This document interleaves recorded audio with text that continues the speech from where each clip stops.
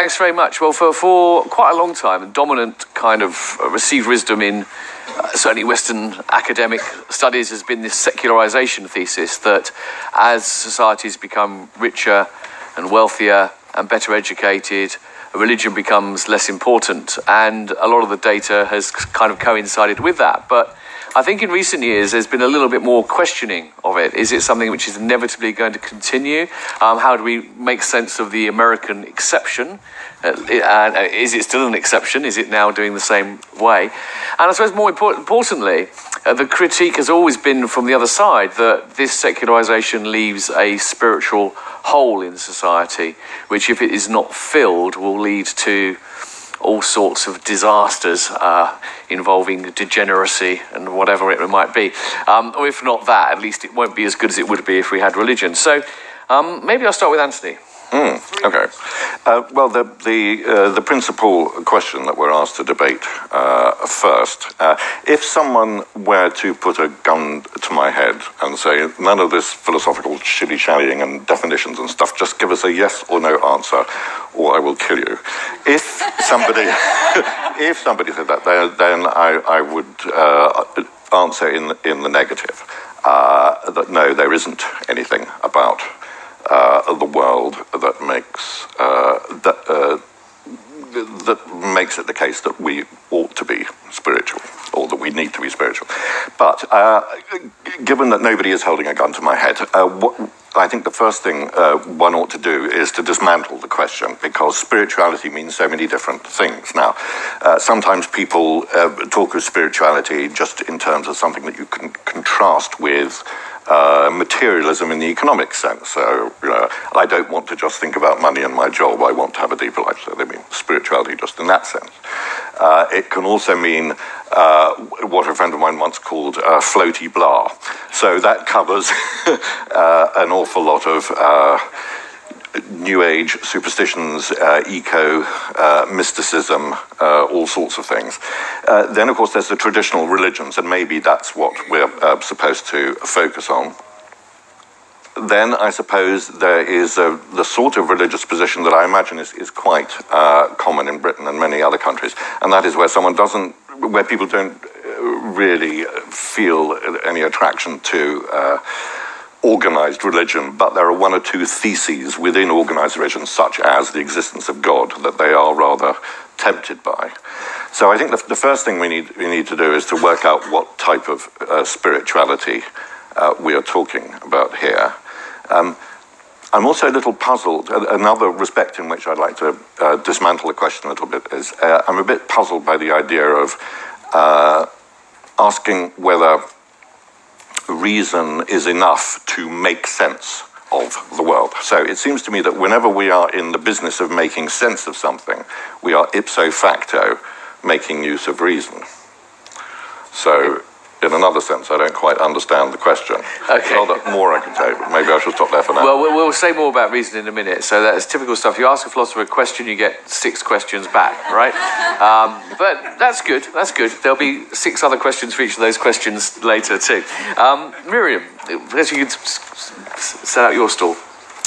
I guess firstly, I'd start out by saying that the idea that religion is on the wane seems to me quite a Eurocentric perspective on religion. In societies all around the world, religion continues in various forms to play a very important part in people's lives. And in many ways, I would regard European experience, and particularly the process of secularization, which is linked to very specific historical occurrences, the French Revolution, Enlightenment, to be perhaps the historical anomaly rather than what we might consider it to be, which is the standard.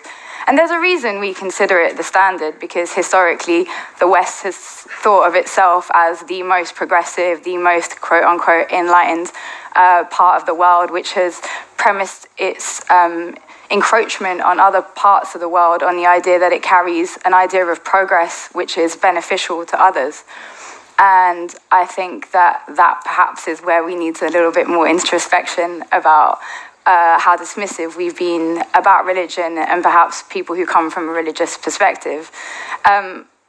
That said, I think we've also confused what I would call economic progress, financial progress with moral human progress. And so the confusion of the two has led us to assume that because of largely forms of military-led imperialism, that our financial success on a global scale somehow reflects some sort of moral superiority, which allows us to look at the rest of the world as having somehow lagged on the developmental spectrum. And that's in many ways what was the motor for colonialism and continues to be the motor for forms of imperialism. I also think another reason we're quite dismissive of religion in general is because I think it speaks to emotions. It speaks to something very profoundly intimate within the self, which is something which in our societies we associate with femininity and with women, and women's voices are not given the same credibility as men's voices. So if it's not hard science and very masculine, then it's just a bit fluffy and airy-fairy. And actually, I think that just reflects how we think about genders and their relationship to the world. And it's not a worldview that I subscribe to personally. Thank you very much. Wonderfully succinct opening statements. Normally, a chair has to sort of like cut people off. But I can keep going if you like. There'll be plenty of time more. Linda, I mean, feel free to take all 180 seconds that you have. Okay, thank you. As you heard, I've studied religion my whole life. And as you will also know, no one's ever managed to define what religion is. But the older I get, the more I think that the best that anyone ever came up with was Emil Durkheim. And Durkheim, to paraphrase slightly, he defined religion, and each word counts in this, as practices relative to sacred things that bind into a community those who share them. So he doesn't mention beliefs, he doesn't mention a god, it's practices relative to sacred things that bind into a community, people. And if he's right, and I think he is, I think every society by definition will always have religion in that broad sense, because, this was his point, you can't have a society without having shared practices towards sacred things. And he saw really clearly that a lot of religions don't have God or gods. He knew that Buddhism didn't have a god, for example. But he also he looked at the modern world, well, it was modern in his day, at the beginning of the 20th century, and he thought we were moving towards what he called a religion of humanity. So he thought that the sacred thing that we practice around, have everyday practices around, is the human being. And he was onto something there. And maybe in our society, you could say our sacred thing is the human child. I've heard several debates here where people are asked, is there a moral absolute? And they all said, yes, don't torture children. So that's our sacred thing. And you've also to have an unsacred thing, a profane, he called it, which would be a paedophile in our society. But, final point, because everyone hearing this always says, what about football? Is that a religion? Final point, there's another bit of Durkheim that people don't usually see, which is also incredibly important and profound. And Durkheim said the other thing that religion does and is a reminder that our concepts are all incredibly narrow and limited, and that reality, whatever that is, exists way beyond them. So our words always fall short, and our practices relative to sacred things never capture, the truth of things. So religion is a constant reminder of our fallibility and finitude and our conceptual captivity. And that's what he meant by transcendence. So in that second sense, I think if we lose religion, it's very dangerous as well, because we get to think that our own way of seeing things is the truth. Well, look, thanks so much. I think what you've all done is you've basically sort of like torn up the script for the discussion by problematizing all the categories, which is a very good thing. So I want to sort of like move on to something we would have come to later straight away. Linda, what you're saying there about religion and Durkheim's definition of it suggests that, in a sense that there's a simplistic distinction people make. They think they know the difference between religion and non-religion, and perhaps that's because they're coming at it from a point of view whereby there's one or two, in your own culture historically, there's been, the Catholics and the Protestants, and we know there are a few other weird things overseas, and then there are people who don't, and that's religion. But then once you see religion as being in more expansive way, other things become religion. So then there's this idea of faith, which is interesting, because you said that a lot of these definitions of religion, that Durkheim's definition of religion doesn't mention doctrine, right? Yeah. But then people often assume faith is an important part of religion, right? So putting all these things together, I don't have a very focused question, but I have a kind of set of concerns that you might want to say a little bit more about. To what extent then are worldviews which see themselves as non-religious, as say, materialistic, rationalist, scientific, whatever it might be, to what extent is it true to say that those things either or both have elements of faith or are religions? I think the answer is it depends on the kind it is, and whether it's whether it has that element of practices around the sacred. Actually, some sorts of science do, and some don't. And I think you're quite right that our idea of religion has got completely squidged up, and Myriam was saying this as well, with a particular Western conception of religion in which beliefs, doctrines, and God is really important. But there's another theory of religion which I think is really plausible, which is that the archaeological evidence suggests there's always been some sort of religion in a Durkheimian sense, but monotheism is a sort of later imposition, and monotheism, where you've just got the one God and the one truth about that God, is really hard to impose on our natural proclivity, which is to find lots and lots of things sacred about it. Our family and the household and that grove over there, and lots of things are sacred. And so the monotheists and their priests have to constantly work really hard to define the boundaries of the faith and keep us within that. And they're losing their grip in some countries at the moment, and we're going back to this plurality of sacreds. Yeah. I mean, Myriam, what things you were saying about the way in which you think the Western, particularly the European worldview, has been distorting. Does it follow from what you're saying, or is it part of what you believe that there are elements in which this superior, the image superior rationalist Western worldview actually, isn't as perhaps free from the things it accuses religion of being beholden to? Sorry, it's slightly. You're nodding as if you understand me, which is great, because that was rather a muddled phrasing. I think you know where I'm coming from. Yeah. I think I might, or I'll try anyway. Do I take it as a given that some philosophies that would proclaim to not hold a religious worldview may have some of the pitfalls of organised religion? I think it's a critique that's been aimed certainly at the new atheists, but they're not necessarily who I'd want to focus on. I'm probably more interested in the extent to which things like, capitalism is itself a form of religion that we're all imbibed in, that most people do worship the dollar or the pound in their day-to-day life in ways that is so fluid and so intrinsic that they don't even question it. And I think that when you remove archetypal, structural forms of religion, you essentially leave people in a void. And within that void, we live in a world where there is a very, very strong economic model which allies itself with a cultural model in order to render that economic model more effective. And I think once we lose that broader moral framework, we leave individuals, disaggregated individuals, much more at the mercy of the culture of capitalism, which seeks to shape them into just perfect consumers. And so you might think of yourself as non-religious, as being free of the dogmas of religion, but I would argue that many of you believe in real dogmas, the dogmas of the free market, the dogmas that if you buy the latest makeup and the latest shoes, that you'll somehow find happiness through them. And for me, those are much scarier forms of religion. They're the ones that I'm familiar with.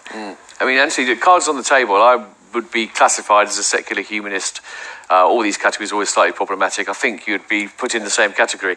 How do you respond when people turn around and say secular humanism? I'm not saying this is exactly what these two would say, but when people do say secular humanism, it's kind of, there's a big element of faith in it, and it's kind of like a religion, isn't it? So aren't you sort of like pot calling the kettle black? Right.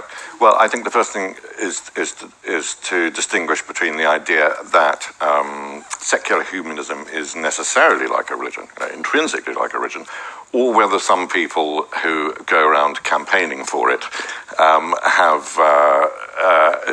do treat it like a religion. I think that the latter is certainly true. There are some people who become very tribal about atheism, campaigning, are not really open-minded, but certainly have a very, very strong faith in their own view. But I really don't see how anyone could argue that it's an essential component of secular humanism to be dogmatic or religious in any sense. Indeed, the core of secular humanism, I would argue, is in a sort of insistent agnosticism about religious claims. I mean, that, historically has largely been what it is. It's only relatively recently in modern history that you have people who are sure enough of their views to want to be classified as atheists rather than agnostic. So I don't really think... I think there are some limited analogies between certain people's defense of secular humanism and a religion, but the idea that there is really no debate to be had here, secular humanism is just exactly like religion, I think it would be very hard to argue that convincingly. Yeah, I mean, do either of you want to come back on that? Or? No.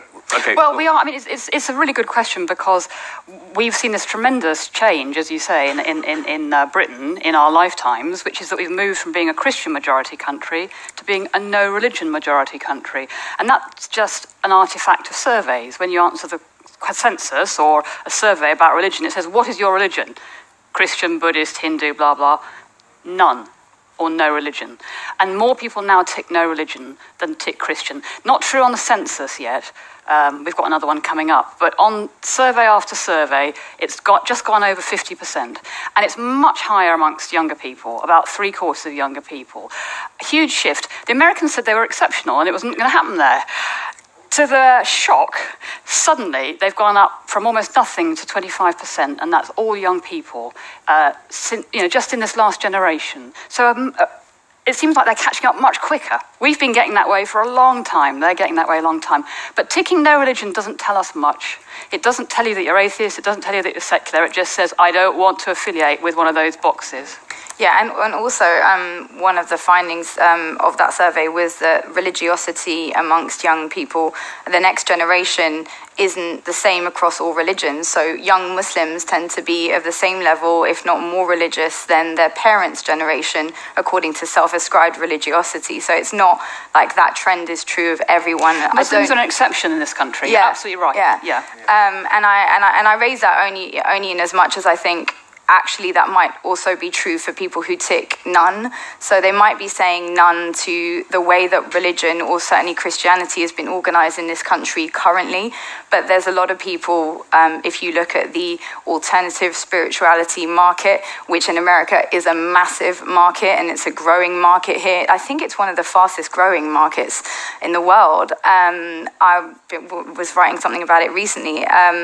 The fact is there is a yearning for something beyond ourselves, clearly, and the reality is that current forms of religious organization, institutionalized organizations of religion, are not offering people responses that seem to be the right match to their lifestyle. And there are reasons for that on both sides. One is that we've become lazy consumers, and religion isn't really about being a lazy consumer. It kind of is about, working on yourself and abstinence and fasting and, thinking about others before yourself. None of that is really great for sales.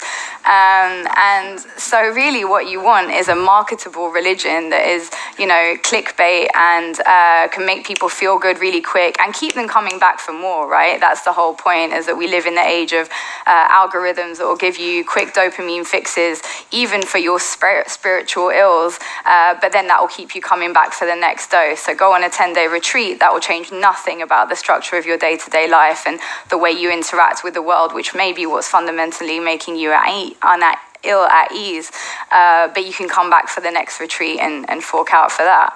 And so, but I think fundamentally we are all yearning. I mean, I believe that we're all yearning for something much more profound, much higher than ourselves. People express it in many different ways. And I think the challenge for religions, people of faith, people of spirituality, however you want to ascribe yourself, people who I think in general, if I can make this generalization, call for a higher meaning than ourselves, and for some sort of attempt to work on the self in order to create a better world, that we have to think carefully about the balance between how we market spirituality in order to help people feed that need without bastardizing what religion, what faith, what spirituality actually calls upon, and that is working on ourselves, and that's not easy, and it's not actually always fun. I mean, to take the challenge there a bit, it's often kind of said, I mean, you said you believe everybody yearns for something else. And, you know, I sometimes think, well, I don't. And then I'm thinking, well, okay, so what do you mean by that? Exactly. What do you mean by exactly? Okay. Exactly. Now, and then I think, well, the problem there is if all we mean is that everyone wants to sort of not be a complete, you know, sort of nihilist kind of introvert. I've temporarily lost the word you mean. Materialist sort of within themselves. That might be true, but then does that mean there's a spiritual gap that needs to be filled, or does it simply mean that people need things like connection, purposeful activity, and so forth? So I suppose I'd like to ask all of you, Myriam sort of begun her answer in a sense, but perhaps Linda, I mean, to what extent do you think, what needs do we have that religion has perhaps traditionally filled, and do we need religion to continue to fill them, or can they be filled in other ways? I think we're cultural, social creatures, so I think we need meaning. We need a reason to get out of bed. We need to think that something's worth doing, and we need to be reinforced in that. So we like to find other people who agree with us to some extent, or, you know, form ourselves into groups around that. I'm back to Durkheim, aren't I? And we find that in all sorts of different ways. Think of Alcoholics Anonymous. You know, the 12 steps. You have to surrender to a higher power. It can be the teacup. It can be almost anything. But you have to get out of yourself somehow. You have to recognize there's something beyond you. But that's not incompatible with maintaining a really strong responsibility for what you're doing. There is something about that. Yeah, but it sounds like you don't need religion to meet that need. It helps. Depends what you mean by religion, doesn't it? Again, but you need some purpose. We were just talking about All Souls. I mean, All Souls is a religion, it strikes me. And so are those... All Souls College, you know, Oxford. Eton colleges, All Souls they've got incredible amounts of rituals and symbols. They're focused around a good life, a meaning, which is, you know, the life of inquiry and scholarship and all the rest. They don't see that they are sort of mini faiths. And we need, and they give you an enormous sense of importance and self-worth being part of that group. I think we all need those sorts of things. You're part of a mini-faith at All Souls College, yes, okay. Isn't it worth, though, still drawing a distinction between that type of mini-faith, which is a nice expression, I hadn't come across that before, and the traditional sort of faith? Now, the proposition that we all need a bit of religion, I think the first thing to do with that question is to start looking at it empirically, look at different peers, look at different countries. Now, if we look at Denmark and Sweden, for example, we find what are usually classified as the most non-religious places in the world. They've got IKEA. What are you talking about? Right. Thank you. One thing I find particularly interesting about Denmark and Sweden is, according to the work of Phil Zuckerman, who some will know about, who spent a lot of time there, living there and analysing them, and what what he was particularly struck by is that when he asked people what's their attitude to God, do they believe in God, they just can't really see the point of the question. It's just sort of, there maybe. But 3/4 of Danes pay 1% of their income to the church every year. Oh, yes, absolutely. 80% have their funerals. 3/4 have their children baptised. Right. Those are the most successful churches in the world. But they cater for non-religious people and they maintain Danishness as a sacred value, their ethnic religions. So actually, my friend, a Danish sociologist, says we're more religious than Saudi Arabia. I think isn't that really stretching the notion of religion here? I mean, not really, no. Your key life moments are celebrated in the church. You pay a lot of money to it every year, and trust in the Church of Denmark is going up and up and up and up. It's a funny sort of secularism, isn't it? No, I don't think so at all, really, because they're totally uninterested in the concept of God, and I'm sure if you ask them about the afterlife, they also wouldn't be much interested in that either. No, but people didn't. God is, But people then think religion it's has become everything. Religion. It's not really that important to religion. Yeah, I mean, this is a question just me to what extent, because there are lots of arguments, I think, where, people can make a concept so thin that everything applies to it. So, for example, everyone's bisexual, really, aren't they? And you say, well, I'm not. You go, no, you never once looked at a man and thought he's quite attractive, Well, yeah, you see, but then... So there's a difference between saying there are aspects of religiosity which virtually everyone shares at some time, saying everyone's kind of religious. And so when it comes to whether we have a need for religion, whether all religion, I think saying that there are aspects of religion which you find in every corner of the culture, it does seem to be importantly different from saying that everyone has a need for religion. But I mean, Myriam, is there anything else you want to say about that? Because you seem to be very much of the view that people do need religion and that is an important thing. I think everyone should allow themselves the space to figure out whether they feel they need some form of spirituality in their life. And my personal experience of it is that the most balanced people I know tend to be those who give themselves the space to cultivate a spiritual life alongside other aspects of their life. So it's deeply empirical. But that's my position. Can I throw in a little curveball here, actually? Because we're talking about religion mainly, I think, in terms of kind of empirically, sociologically, as a phenomenon which we're observing, etc.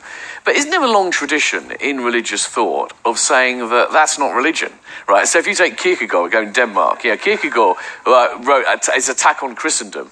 He thought that his Christian society was not remotely Christian at all. That true religiosity always kind of is always like a pursuit of a minority, really, which involves turning its back on society. So in a sense, are we not falling into a trap when we're talking about the numbers rising and falling? I mean, and maybe this is relevant to Islam as well. People talk about Islam, good, bad, etc., etc. And in arguing for that, they'll often sort of like look at the countries where this, that, and the other. But it's not necessarily the case that the most authentic form of Islam is the most popular. It's not necessarily the case that to understand what Christianity is, you should look at majority Christian countries. So, could we potentially be doing the religion a disservice by treating it in that kind of sociological empirical way and not taking it as seriously as a challenge to the mainstream? Well, you can, but that's liberal Protestantism in a way. I mean, the Protestant move is to say, because the Catholics just do things, practices, relatives. You don't have to believe any of it. As long as you go to Mass, traditionally, or Church of England, as long as you show up now and again for your baptism or whatever, you didn't have to believe anything. But the modern Protestant move is it's got to be really sincere and you've got to hold it in your heart. And those are just external forms. And that's Kierkegaard versus the Danish church and Grundtvig, who said, no, it's just about doing things, and it's still an argument about which is the more real kind of religion. Yeah. And we've sort of had that argument implicitly here, haven't we? I'm saying actually the Danish kind is really religion, and you're saying no, unless you sincerely believe in God, it's not really religion. Indeed, yes, because it seems to me that, as Julian was saying, it's thinned out the concept a bit too much. It just seems to me like what you were getting at is there a way of assessing what is true religion and also what's the test for that? And obviously I feel particularly sensitively about this issue as a Muslim, because what you might regard as the most popular form of Islam is probably the one that you think of as most prevalent in the media, but that's the most unpopular in my community. Yeah. And it's also that which has done most harm to my community, and of course to the rest of the world too. But and so that's where I slightly would take issue with what we mean by popular. Mediatized is not popular. I think we have in Islam an understanding. We have a principle called consensus when it comes to understanding certain practices within the religious community. So in order for you to undertake an action and to claim its religious legitimacy, there has to be broad consensus, and there are proportions around that, but they're quite high in order for people to recognize that act as legitimate within the tradition. The majority of actors that you will see who proclaim an Islamic identity today fall well outside of what would be called the religious consensus within the Orthodox Muslim community. I say this as someone who clearly probably lives up to what you might think of as an Orthodox Muslim. I'm saying that sarcastically, but I do subscribe to a form of orthodoxy, and I think that orthodoxy in our faith is what protects us from the peoples on the margins who try and claim the same mantle, but actually stand well outside of the consensus that's been built over centuries. There's a theme which we were due to talk earlier, but I want to come back to it. The title of the session is Reason and the Gods. And it's a question of that relationship between a sort of a rational worldview and faith. And one problem with dealing with this is that's hugely problematic. So there are some people who would distinguish between rationality and faith as critics of religion, but also sometimes as people within religions as well. There are religious traditions which say faith is separate from reason. Reason alone can't do it, you need something else. On the other hand, though, there are traditions, religious traditions, which claim that their beliefs are entirely in accord with reason. And so reason and spirituality are not in opposition, because if you was to be optimally rational, you would, realise that whatever the religion believed was true. So it's hugely complicated, and rather than give answers, you might explain some of the complications or some other ones. But perhaps, Anthony, I mean, how do you see the relationship between rationality and religion? Are they in opposition? Does rationality tend to destroy religion? Well, I don't really see how rationality and religion can be in conflict much, because it seems to me that to speak of reason or rationality is to allude to giving reasons for things, and it seems to me that religious people give all sorts of reasons. There's questions whether they're good or bad reasons. I think that's the main point I would want to make about that. Now, people also make an opposition between science and religion, and that I think is in some ways more interesting, although probably would take us off into areas we don't want to go into, because I think people are extremely vague about what they mean by science, and what we have meant by science has changed a lot over the centuries. But what you just said about reason and rationality, though, I'm wondering if you're being more diplomatic than we could make you be, because there's a sense, of course, in which when you're offering reasons, you are being rational. But there are two senses of being rational. There's being rational in the sense of engaging with the game of rationality, and being rational in the sense of a success thing, successfully putting forward a good argument, etc., etc. So if we're taking that stronger sense, I mean, do you think if you use rationality well, then you're going to be able to uphold a religion? Well, now we get thrown back on the question which we simply can't decide, which is what on earth we mean by religion. The traditional religion, I would say no. As a secular humanist, which I take as a reasoned position, as a result of my reasoning, I would say no. All the reasons offered in favour of traditional religions are bad ones. Right. Okay. Myriam, to be a Muslim, do you take certain leaps do you take things on faith that go beyond reason? Or does reason take you to where you believe? So I think that the constructed conflict between reason and faith is a Eurocentric experience of faith, that actually within the Islamic tradition, reason is a huge part of faith. You can't actually understand in jurisprudence the higher principles of the law without the use of reason. So it's a marrying of both revelation with human reason, which is how you literally deduce jurisprudence. There's no way around that. So reason has always been part and parcel of how you understood the Islamic tradition. Have there been literalists? Obviously there have been, who stand outside of that. But again, I prefer to go with the majority than those that stand, I think, historically on the margins. And for that point, in fact, I just need to point out that something like, the historical anomaly that is the religious outlook that comes out of Saudi Arabia is, had it not been for oil, would literally be a little desert cult. And it would have remained that had it not been petrodollars and their ability to push out a reactionary, frankly degrading and historically anomalous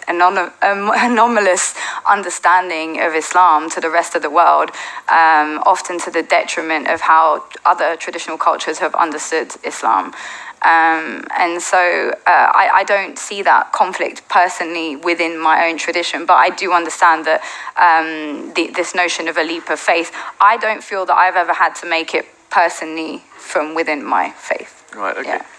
Yeah, I've never made a leap of faith, but speaking personally, I think that it's more rational. Given, if we think about the human mind, and we know now, it's evolved and adapted for very practical purpose to keep us surviving, and we're very, very good at doing that job. But it's not adapted to being a philosopher. I mean, that's not how we're evolved, or to really thinking or understanding the cosmos we live in. And my understanding of it is that we know now that we can, in principle, never know most of what it is. Our cognitive apparatus is not appropriate to understanding how things are in the cosmos as a whole. There are some things, in principle, we will never know. And so it seems to me probably more rational to be agnostic, or say, I can't say if there is a God or gods or not, and I'm going to make a stand on that.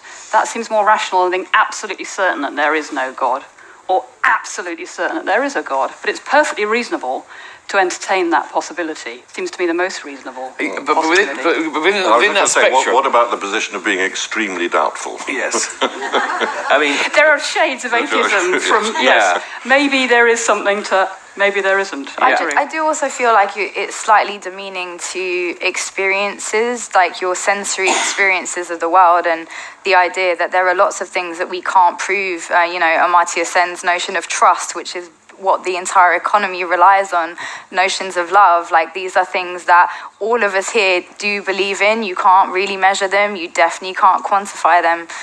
You could try, but you can't. And yet we believe in them, and we believe in them because we could feel them.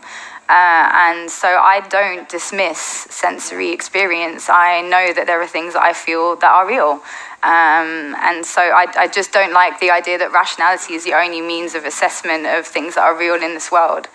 I mean, on the agnosticism point, I often like to quote what Russell said about this. He said in the technical sense he was an agnostic, in the sense of course you can't prove God doesn't exist.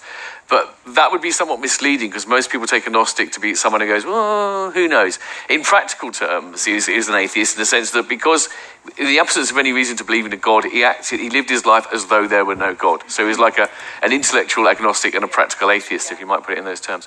Before we go to the audience, I just wanted to ask you all a very simple question.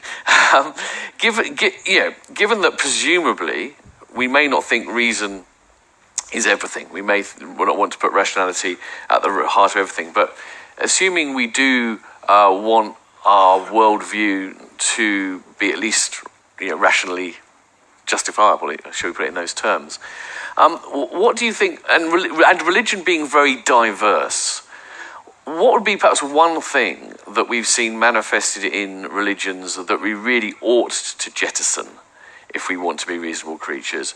And what would be the best thing about religion that we really ought to and can keep whilst preserving our rationality? I don't want to put someone on the spot for that, because you haven't had a chance to think about it. I'll have a go at that one, because, again, speaking personally, I was brought up in the Church of England. That's my tribe. I've become increasingly critical of that church. And the one thing I've started to jettison is the basic assumption that's actually common in our culture still, that love is all you need, that love is the prime virtue, and if we could live totally loving lives, everything would be fine. And I've actually had to abandon that because I've been studying all the church abuse and sexual abuse cases. And love and forgiveness has been used again and again and again to push it under the carpet, say, oh, we have to forgive the abuser, we have to also be all nice and loving. And so I think now you have to get truthfulness and honesty and courage in there as well. So I think the short answer, our deep commitments, so to be a loving person or an honest person, aren't rational. They're useful fictions, we stake our lives on them, but we do adjust them in the light of our experience and the evidence. So in that sense, they are rational. Okay. And I've adjusted that one, that's my example. Anthony? I think the question of what's the worst thing about religion, what should we jettison, that's actually a fairly easy one. It's persecution of other religions. I mean, that is a particularly religious thing. I think we'd all agree that there is no good side to it, and it's done the most terrible harm for century upon century upon century. So I think that was quite relatively easy. The good thing, well, off the top of my head, I think there are lots of different ways you could answer that. The first thing that occurred to me, good thing that comes out of all forms of religion, is some form of thoughtfulness. Stop and think. Maybe there's a little bit more than what appears around me. And I'm not talking about necessarily a metaphysical worldview here. It's just take a moment and whatever, smell the roses or whatever the thing is, and see where that leads. Okay, great. Myriam? So I think sometimes we assume that the flip side of conviction, particularly religious conviction, is dogmatism. And I certainly would say that dogmatism can be a problem when it's used as a stick to beat others with. So that's typically the side of any religion that I have a problem with. But I would say if you look at I also really don't like a pick and mix approach to religion. The idea that we can just take this little bit from there and this little bit from there. I think religions exist as internally coherent structures, and so to reap the benefits, you need to, undertake the full plan. You can't just dip into little segments and expect to get all the benefits. You might touch a few, but you won't get the full benefits of it. So, but that was the question, so I'll do my best. I would say that community is the big one. So I think the biggest scourge of our modern age is individualism. I think it's what leads us to be increasingly selfish in our behaviors. Our entire economic system pushes us towards selfish behavior.